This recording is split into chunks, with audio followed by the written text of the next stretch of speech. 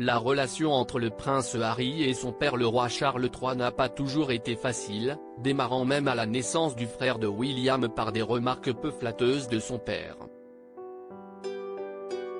Et pourtant, le monarque, fils de la regrettée Élisabeth II, a été de ceux qui ont été rapidement conquis par Meghan Markle, lors de son arrivée dans la famille royale.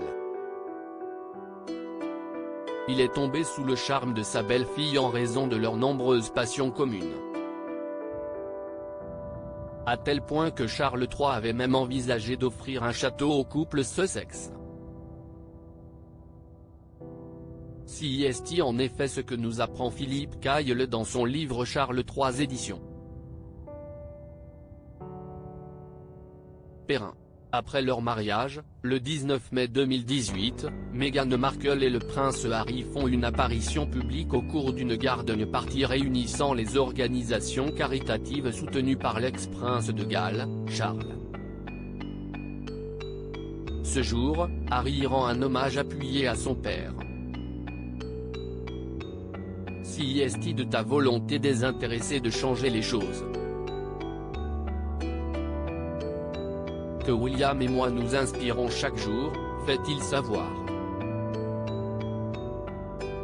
Quelques semaines plus tard, le duc de Sussex et son épouse retrouvent alors le roi Charles III dans le nord de l'Écosse, au château de Maille. Une propriété acquise par la reine-mère en 1952, peu après la mort de son époux. Ils y passent près d'une semaine ensemble, au cœur d'une nature verdoyante.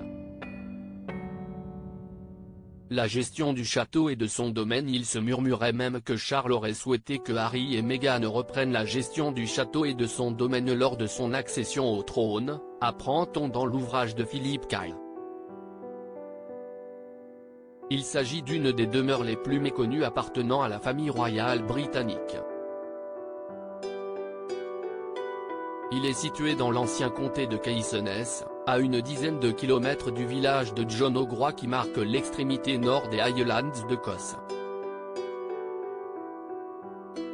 Ce château fut la résidence préférée de la reine-mère Élisabeth.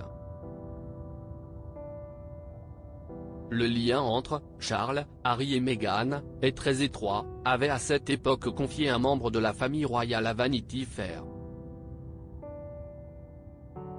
C'était l'époque où tout allait bien outre-Manche, et où Kate Middleton, le prince William, Meghan Markle et le prince Harry étaient alors surnommés les Fab Four.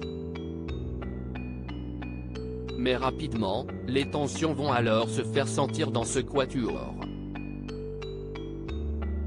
Et les deux frères décident ainsi de séparer leur cabinet. L'idée de laisser ce sublime château de Maille entre les mains des Sussex n'est donc jamais devenue publique.